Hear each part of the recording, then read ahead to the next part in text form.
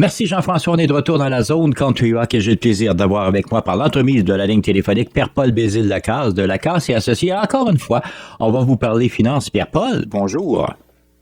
Bonjour Denis. Hey Pierre-Paul, aujourd'hui, on va travailler sur un tout autre dossier que vous avez développé au cours de la semaine lors d'une rencontre. On parle des 10 bonnes habitudes à prendre pour gérer ses finances. Et mon point de départ, la question de point de départ que j'aimerais poser, ça sert à quoi de bien gérer ses finances? Oui, au niveau financier, c'est une chose, mais il y a d'autres éléments bénéfiques à côté qui sont intéressants. Ben oui, effectivement. Donc les bonnes raisons de gérer ses finances, évidemment, il y a le fait de ne pas être dans le trouble financièrement, mais mettons qu'on les décortique, l'augmentation de la liberté financière. Je dirais que c'est ça, moi, puis c'est l'élément qui m'habite le plus parce que je l'ai vécu. Hein. Le fait que j'avais une bonne gestion de mes finances m'a permis d'avoir la liberté financière pour démarrer mon cabinet il y a 4 ans.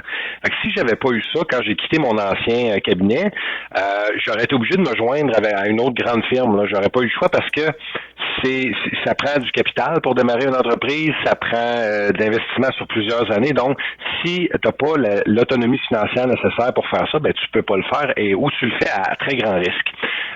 Et moi, malgré tous les éléments, on a besoin d'une marge de crédit importante quand on démarre ce genre de cabinet-là. Et pour avoir ça, ça te prend des garanties. Puis pour avoir des garanties, ça te prend de l'argent. Donc, l'augmentation de la liberté financière, ça permet aux gens de dire non à des choses qu'ils ne veulent pas. Ça permet de dire que si tu subis de l'abus à ton emploi ou si tu subis de l'abus par ton conjoint, tu peux quitter une situation néfaste ou négative parce que tu as une autonomie financière. Donc, pour moi, ça, c'est le plus grand critère. Sinon, évidemment que de bien gérer ses finances pour énormément de personnes, ça va contribuer à diminuer le stress. J'ai déjà eu une cliente, on en a probablement déjà parlé ensemble, mais une cliente qui avait de la fibromyalgie puis qui avait tout ça, qui s'est présentée à moi avec une canne, beaucoup de difficultés à se mouvoir. Et puis, après seulement 6 mois on avait déposé une faillite, puis 6 mois plus tard, elle avait plus de dette, évidemment, et le stress avait tombé et elle marchait droit, elle avait pas de canne. Et donc, c'est pratiquement un miracle parce que la diminution du stress, ça a un impact physique également. Et toute la diminution de la charge mentale en général. Donc, on avait déjà parlé dans d'autres chroniques, la recherche du bonheur et les éléments qui font augmenter le bonheur. La dette est un élément qui contribue à augmenter le malheur des gens. Donc, de ne pas avoir de dette, ça diminue la charge mentale. Donc, c'est ça les raisons qu'on veut bien gérer ses finances essentiellement. Et c'est important de le mentionner, mais c'est concret. Ça a un effet sur la santé qui est non négligeable pour bien des gens. Oui, tout à fait. Puis les éléments qu'on va parler aujourd'hui, c'est 10 trucs là en fait général qu'on a développés pour une présentation spécifique là au Centre de femmes Les Riges à la SAR. On a donné ça cette semaine. Puis je trouvais que c'était pertinent de condenser ça, on va dire, ce 2h30 là en 15 minutes ensemble pour juste faire un survol de différents trucs importants à se rappeler. Il y a plusieurs de ces éléments-là qu'on a déjà parlé ensemble dans le détail, mais on va en survoler quelques-uns puis on va aller dans le détail de d'autres. Bon, allons-y avec le premier élément de cette liste. Le premier élément, pour moi, c'est le point de départ d'une analyse financière. Donc, on devrait tous établir son portrait financier. Son portrait financier, c'est quoi? C'est de regarder c'est quoi nos actifs, c'est quoi nos dettes. Ça s'appelle un bilan financier. Hein, de combien qu'on vaut, là, c'est nos actifs moins nos dettes. Donc, quand nos actifs, c'est tout ce qu'on possède. En fait, c'est placements, fonds de pension, c'est notre maison, c'est notre voiture, c'est tout ça. Et de l'autre côté, on veut voir c'est quoi nos dettes, nos cartes de crédit, nos prêts, nos financements, nos hypothèques. Ça, c'est notre actif net, notre avoir net. Et l'autre élément dans le portrait financier qu'on veut savoir, c'est nos revenus et moins nos dépenses. Encore là, c'est quelque chose qu'on a parlé souvent ensemble. Hein. Il faut s'assurer que nos revenus sont plus élevés que nos dépenses. Sinon, il faut faire un choix. L'idée, cet élément-là, ça permet d'avoir un point de départ. Si on n'a pas de point de départ puis qu'on analyse nos finances, c'est dur d'établir une trajectoire. Et en même temps, ça sert d'outil de comparaison parce que normalement, on veut que notre avoir net augmente dans le temps. Donc, ça nous sert d'outil de comparaison à savoir combien je vaux aujourd'hui, puis combien je vaux dans 5 ans, puis combien je vaux dans 10 ans. Ça, c'est drôlement important, ça. Puis, est-ce qu'il y a un âge particulier? C'est bon de le faire le plus tôt possible, mais comme il y a une certaine génération qui a peut-être pas été habituée à gérer ses dépenses de cette façon-là, on arrive des fois à 50, 60 ans, puis c'est peut-être plus compliqué là, de faire cette étape-là. Normalement, à 50, 60 ans, c'est qu'il va y avoir plus de choses dans le portrait financier, plus d'actifs et peut-être plus de dettes aussi. C'est souhaitable. Oui, c'est à tout âge, c'est important de le faire quand on veut prendre nos finances en main. Si quelqu'un ne l'a pas fait, ben c'est assez simple à faire, mais c'est quelque chose qu'on devrait faire périodiquement au fur et à mesure de notre vie, ne serait-ce que pour se comparer avec soi-même, parce que la seule vraie comparaison qu'on peut faire dans la vie, c'est avec soi-même. Est-ce qu'on s'améliore ou on s'empire? Okay. Et ça, c'est pour ça qu'on mesure notre poids, c'est pour ça qu'on va faire des tests des fois pour voir est-ce que, par exemple, notre cholestérol il est comment par rapport à 2 ans avant. On se compare avec soi-même, c'est ça qui est important, puis c'est ça que ça permet de faire. Ça permet d'évoluer finalement. Deuxième point? Deuxième point, ben c'est noter ses dépenses. Donc, noter ses dépenses, on en a parlé amplement, je passerai pas beaucoup de temps là-dessus. Il y a des gens qui veulent l'outil, là, le fameux revenu dépenses qu'on parle souvent, ils peuvent nous écrire, on va donner à la fin de la chronique là, les façons de nous joindre, on va le fournir, ce revenu dépenses-là. Il faut noter ses dépenses parce que si on ne note pas nos dépenses, on oublie des choses qu'on dépense dans la vie de tous les jours, on n'a pas un budget qui est réaliste et on ne peut pas faire des prises de conscience importantes. Donc, noter ses dépenses, très important. Le troisième élément qui est super important, vivre selon ses moyens. Vivre selon ses moyens, là, je rajouterais même, c'est vivre avec 80% de ses moyens, en fait. Parce que il faut se prévoir toujours des marges de manœuvre. Ce que les gens ne font pas, la grosse erreur que mes clients ont faite souvent, c'est qu'il arrive un élément, une séparation, une maladie, une perte d'emploi, et ils n'ont pas de coussin qui leur permet de passer au travers de la crise. Si on a vécu selon nos moyens ou en dessous de nos moyens, donc exemple 80% de nos moyens, ben le 20% qu'on avait de plus, c'est de l'argent qu'on a pu mettre de côté pour des imprévus et pour de l'épargne en cas de coup dur. Ouais. Donc, très important de vivre selon ses moyens et surtout ne pas se comparer. Donc, il y a un paquet de facteurs là, qui fait que les gens peuvent être différents au niveau financier. D'ailleurs, Denis, est-ce que tu sais c'est quoi la plus grande différence? Mettons qu'on regarde 2 personnes, là, on sait rien d'eux, là. Okay. On regarde 2 personnes puis on veut les comparer. Qu'est-ce qui va être le plus grand facteur pour savoir lequel des deux a accumulé plus de richesse? Comment tu sais ça? Moi, je regarderais à ce moment-là les actifs qu'ils ont au niveau des actifs réels, là, pas des dettes là, qu'ils ont. Oui, ben tout à fait, c'est ça. Mais comment qu'est-ce qui est le plus grand facteur à savoir si quelqu'un a réussi à accumuler plus d'actifs qu'une autre personne? Bon, je te dirais que c'est son attitude. T'as probablement t'es probablement très proche de la réponse, mais aussi banal que ça peut paraître, c'est l'âge. Ah, bon. Parce que les gens oublient que quelqu'un de 50 ans, il a eu plus d'années pour se bâtir quelque chose que quelqu'un de 40 et que quelqu'un de 30. Oui, effectivement. Donc, quand on compare des pommes avec des pommes, on veut comparer des gens au même moment de leur vie. Donc, exemple, de comparer quelqu'un, de dire, cette personne-là est millionnaire. Si la personne a 65 ans, il y a pas mal moins d'exploits à être millionnaire à 65 ans qu'à 25, exemple. Oui, je suis d'accord. Donc, l'âge est vraiment un facteur important et c'est banal, mais c'est la situation familiale, le nombre d'enfants qu'on a. Est-ce que nos parents avaient de l'argent? Est-ce qu'on a eu accès à un héritage? Il y a un paquet de choses qui fait que il ne faut pas se comparer aux autres. On peut juste se comparer à soi-même, puis on peut juste s'améliorer soi-même. Donc, éviter le piège de se comparer, vivre avec 80% de ses moyens et trouver la façon de faire ça. Ouais. Le prochain point, ça serait quelque chose qu'on a parlé encore quand on parlait de Dave Ramsey dans nos dernières chroniques, là, se créer un fonds d'urgence. C'est une priorité. C'est tellement une priorité que dans les 7 baby steps qu'on avait parlé ensemble, ça revient 2 fois.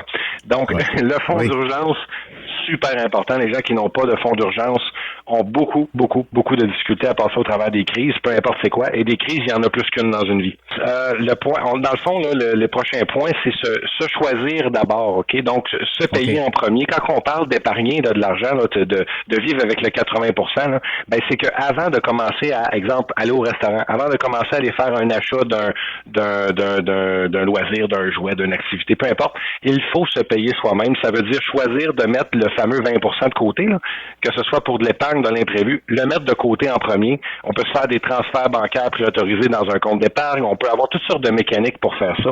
Mais se payer soi-même, c'est super important. L'élément suivant, c'est quelque chose aussi qu'on a parlé plusieurs fois, différencier désir et besoin. J'en reparle souvent de ça parce que un élément qui revient toujours dans mon bureau quand je parle à des gens qui ont eu des difficultés financières ou qui en ont présentement, c'est la difficulté qu'ils ont à différencier qu'est-ce qui est un désir puis qu'est-ce qui est un besoin. L'achat d'un auto neuf n'est jamais un besoin. Et ça, les gens ont de la difficulté puis ils m'obstinent quand on parle de ça. Puis là, on le décortique puis je leur explique pourquoi. Oui, avoir une voiture, si on vit pas dans un centre-ville, ça peut être un besoin. ça, c'est tout à fait raison. Mais est-ce que la voiture neuve en est une? La voiture de location en est une? C'est là que ce n'est pas un besoin, il y a une partie de désir là-dedans. Et là, il y a ça pour tous les éléments de la vie. Si on veut manger, c'est un besoin, on est tous d'accord, mais aller au dépanneur, il y a toujours une partie de désir là-dedans, c'est parce qu'on a mal planifié nos dépenses, l'épicerie est fermée, ou c'est parce que c'est plus proche, on veut sauver du temps, ou il y a toutes sortes de bonnes raisons, mais c'est toujours parce qu'on a mal géré un besoin qu'on est obligé d'aller vers le désir. Et ben il y a tout les loisirs, les restaurants, puis la fameuse phrase, ben faut bien que je me gâte un peu ou que je pense à moi un peu. Ben il y a des façons bien plus intelligentes de penser à soi que de vivre dans la dépense compulsive. Donc on peut penser à soi justement en faisant attention à nos finances et en pensant à notre futur. Ouais, intéressant. Alors le point suivant. Donc le point suivant, retarder la gratification. Ça aussi, ces mots-là vont nous dire quelque chose. Oui.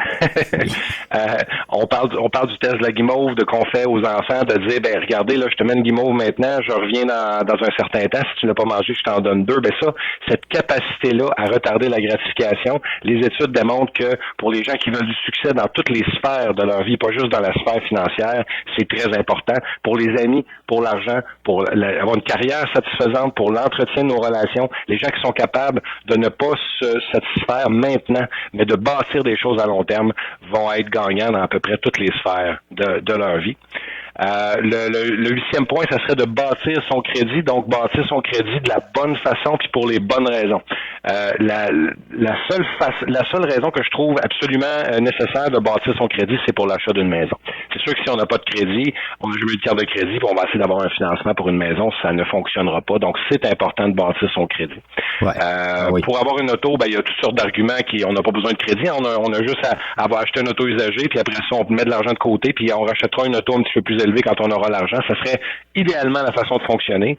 Bien peu de gens fonctionnent comme ça, évidemment, mais pour la maison, on n'a pas le choix, c'est quelque chose d'essentiel, bâtir son crédit. On en a parlé là dans certaines chroniques de ça, comment faire, puis c'est quoi les impacts, exemple, qu'il faut payer à date. Il faut limiter notre crédit en bas de 30% de l'utilisation des limites de cartes et de marge, donc je pourrais pas tout faire le détail, mais les gens qui ça intéresse plus peuvent aller voir ces chroniques-là qu'on a fait dans le passé sur le crédit. OK, c'est important également. Le point numéro 9, on est rendu où? Oui, point numéro 9, donc, parler d'argent. C'est okay. Tabou, l'argent, hein? C'est quelque chose qui est tabou. Puis dans les familles où l'argent est moins un tabou, ben ça devient moins une source de conflit et ça devient moins une source de on va dire de friction et de chicane et de mésentente. Ok. C'est un des 3 sujets qui crée le plus de chicane, l'argent, l'argent, les enfants, le sexe, c'est les 3 sujets qui créent de la chicane dans les couples. Ben l'argent, elle est souvent tabou et des fois aussi en début de relation, on n'ose pas parler d'argent. On se fie aux petits papillons qu'on a dans l'estomac. Puis, faut comprendre que dans les 2 premières années d'une relation, on n'est pas nécessairement rationnel dans notre façon de voir l'autre. On l'idéalise et tout ça. Et ça, c'est juste normal. Et donc, de prendre des décisions à long terme avec quelqu'un dans cette période-là, c'est une mauvaise idée. Et ce qu'on devrait faire, c'est commencer à essayer d'aborder des sujets pertinents parce que évidemment que si on n'a pas une même philosophie financière avec quelqu'un, ça a beau être l'amour fou, si on n'est pas compatible financièrement, on va avoir extrêmement de difficulté à bâtir quelque chose à long terme parce que l'argent, c'est un moyen, hein, c'est comme l'essence dans notre voiture. Si on l'a pas, on peut pas aller à nulle part. Ben, c'est la même chose pour l'argent, ça nous en prend. Il faut la gérer d'une façon qui nous correspond. Et si on est trop différent de notre conjoint, un des deux va se faire souffrance constamment, ou peut-être même les deux, et ça va créer des frictions épouvantables.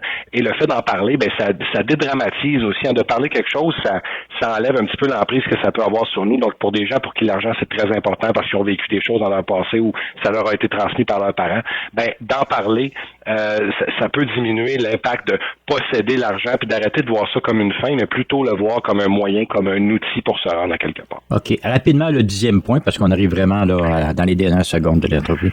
Le 10e point, c'est un éléphant, ça se mange une bouchée à la fois. Donc, on fait rien de tout ça en une journée. On ne devient pas millionnaire en un an. On bâtit pas des avoirs rapidement. Il faut être patient et il faut prendre ça une bouchée à la fois. Et si on a besoin d'aide, on se fait accompagner et voilà. On va réussir. Eh bien, on donne les coordonnées rapidement, Pierre-Paul? Oui, les gens peuvent nous joindre au 1-844-LACASSE, peuvent nous écrire au info@commercial-lacassesyndic.com, peuvent aller sur notre site Internet, Facebook, LinkedIn, Lacasse et Associés. Génial. Hey, Pierre-Paul, encore une fois, merci beaucoup. Merci, Denis.